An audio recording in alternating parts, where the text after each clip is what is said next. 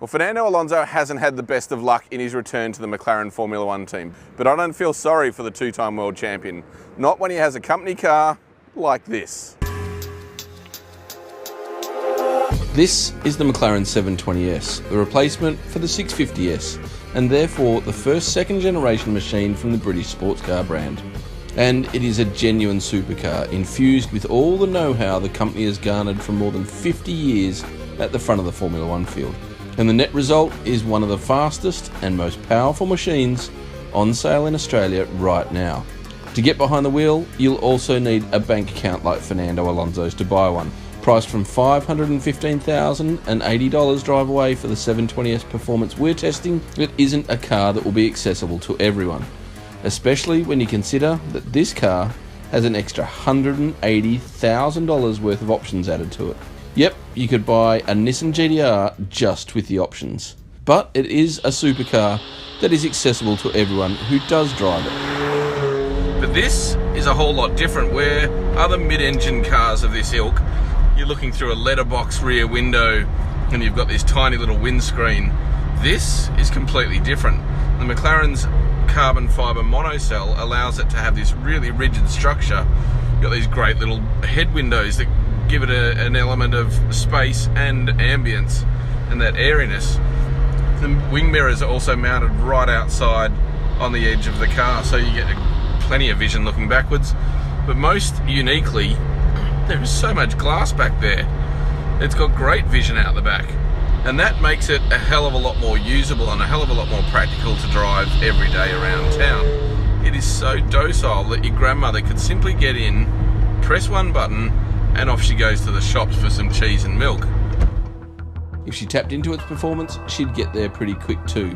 The 720S is powered by a 4-litre twin-turbo V8 that produces 537 kilowatts of power and 770 newton meters of torque, enough to slingshot it from 0 to 100 kilometers an hour in just 2.9 seconds, and onto a top speed of 341 kilometers an hour.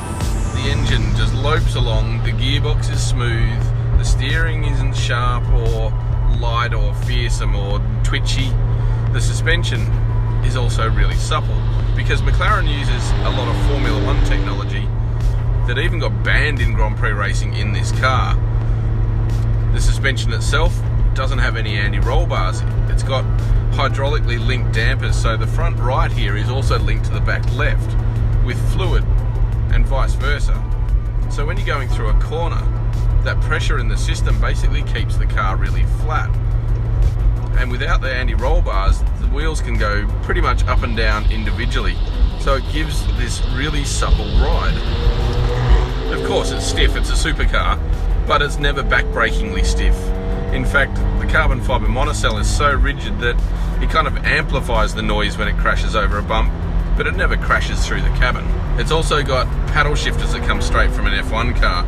So while traditionally right is up, left is down, you can actually use both levers for either function, because it's interconnected. It's like a lever that goes all the way through the steering wheel. So you can basically pull the right lever to go up or push it to go down, and vice versa on the other side.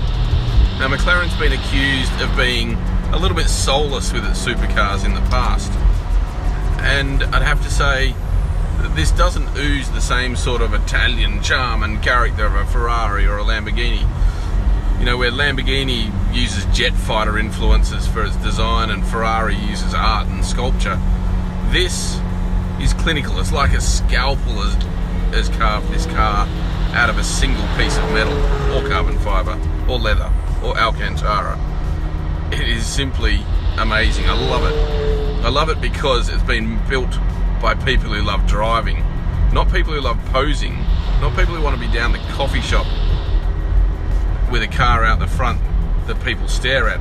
Mind you, this car is a head turner, but this is all about the driving experience. And in that regard, Fernando Alonso, you've got one hell of a company car. So the McLaren 720S, like most supercars, also has a multitude of characters. Sure, in default setting, it is absolutely sublime. As I said, your grandmother could drive it to the shops. But you press this button and it instigates the active panel, which you can then tailor the handling and the performance between 3 modes, comfort, sport and track. And in those track settings, this car is a button away from blowing your head off. Listen to that. Oh my god, this thing is so fast. That engine is amazing. There's a little bit of turbo lag below 2000 RPM, but keep it on boost and this thing is as linear and it's beautiful. Oh, it's so fast.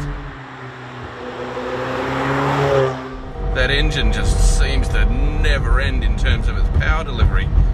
And the sublime element of the grip and the balance this car has is simply staggering. It's like the engineers knew exactly what I wanted when I wanted it. It's like I am just another nut or another cog in the wheel. Listen to it. So fast. And then yet, you can go from the sublime to the ridiculous, back to the sublime again, just like that. So easy. What a car. What a car.